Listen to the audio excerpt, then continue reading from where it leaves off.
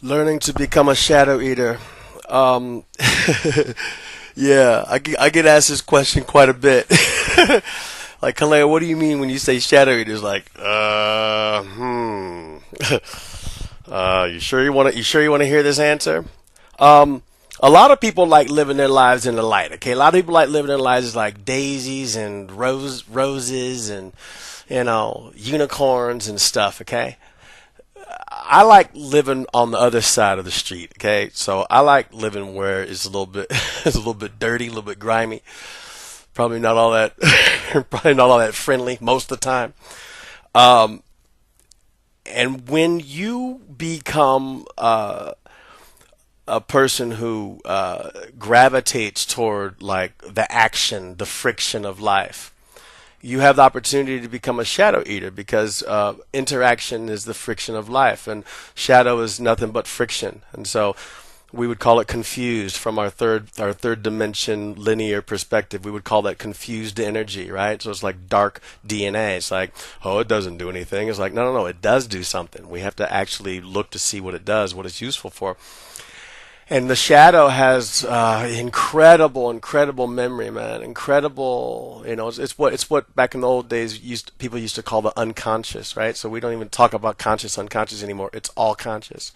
And so the shadow has this incredible consciousness, this incredible other intelligence that is available to each of us as long as we are the ones who access it. And so just as we would plug a USB port into a computer and we access the computer, we can plug a USB port straight into our shadow energy. We can drill that stuff. We can mine it, and when we mine it, we just have to know what to do with it. And part of our practice with the shadow dragon prison break stuff, especially that really kind of hard stuff, is to really dive deep into that as a whale to the bottom of the ocean, as a killer whale to the bottom of an iceberg, to as a drill bit to a well. We just drill into that shadow, and it hurts. It hurts for a while. Okay, I mean, I'm not gonna lie to you. It's like it's uncomfortable at first, but then you kind of like, whoo, just like, I don't know, where this wave of adrenaline comes in. It's like, whoom, then it's like, whoom, then you like need it. Then it's like, whoa, and then you're like really moving with this motion of the ocean, man. I mean, it's like, chugga chugga choo choo. It's like John Henry, just pounding that rock. It's like, man, it becomes a whole nother thing. And so, having tapped into that, a person would then experience what we would call superhuman capabilities. And so, eating the shadow is all about experiencing these superhuman capabilities that comes from being one with the energy of your fucking completion, man. Your whole shit, your yin yang, Ouroboros, man. It's like done, for real, you know. If it ain't cyclical, I don't know what it is. If it's not spiral, if it's not spherical, I don't know what it is. You know, spherical, you know what I'm saying? Spiral, man. Anyway, Fibonacci, all that stuff. Anyway, what we say about this is if you learn to be a shadow eater by facing your demons and moving in an interactive way that doesn't leave you on the sideline of your own life, that brings you onto the field of your life, you can then play your game. And then when you play your game, as you play your game, you'll realize you're the rule maker. And it's like, whoa. And then when people realize they're the rule maker, then they start loving their shadow even more because that's where the rules are made. All the rules are in the shadow, man. It's like, we got to get this right, man. It's like the shadow of the rule maker becomes the shadow rules that make you and rule you.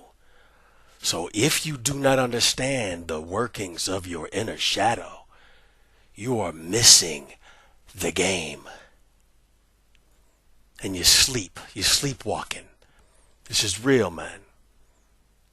So what we do in our practice, what we do in the circles that I frequent, is we become centered circle, man. Centered. The centered silence becomes the thing that we do. And all the splinters off become information systems to us, from us to our environment. and we look at our sensors and we look at our dashboard, we look at our inner dashboard and we say, okay, what's going on right now? And we look at our inner dashboard. We don't look outside to see who's doing it. We don't see the flock of birds flying into the jet propulsion. We got a light that tells us the flock of birds just flew into the jet propulsion. So we got to look at our dashboard because the dashboard got a whole bunch of lights. So that's good for flying in the dark. You got a dashboard, man. So anyway, Eat in the Shadow says that you can see the dashboard clearly. You don't have to look outside to see who is responsible for whatever the fuck is flashing on your dashboard. You just click a button and you take care of it. That's what comes from eating the shadow. The benefits of eating the shadow? Come on, man. I'm talking superhuman. I'm talking fun. All right, peace.